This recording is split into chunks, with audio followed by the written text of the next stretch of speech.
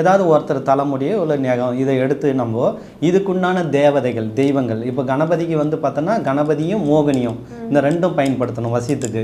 ஏன்னா எல்லாமே நிறைய பேர் என்ன பண்ணுறாங்க, காளியே வசியம் பண்ணணும், வராகி பண்ணணும், கருப்பு சாமி அவங்களாம் செய்ய மாட்டாங்க. அவங்களாம் உக்கிரமான தெய்வங்கள்.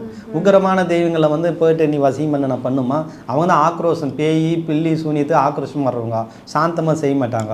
அப்போ வசி சம்மந்தப்பட்டவர் யாருன்னா கணபதி இல்லை மோகினி, இவங்கள யட்சினிகள், இவங்கள கூட கூட்டு பண்ணலாம். இவங்களில் வந்து நம்ம என்ன பண்ணுறோம்னா இப்போ வந்து மோகினியில் வந்து பார்த்தோன்னா காளியுடைய தேவதை விஷ்ணுடைய அவதாரத்தில் இருக்குது.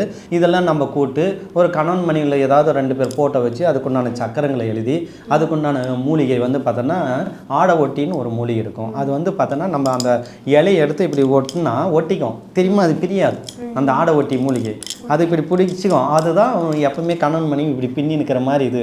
அப்போ அந்த மூலிகை நம்ம என்ன பண்ணணும்னா ஒன்று மையாக இருக்கிறதுனா மொத்த சமூலமும் நம்ம என்ன பண்ணணும்னா ஒரு மண் சட்டியில் போட்டு எரிச்சிடணும்.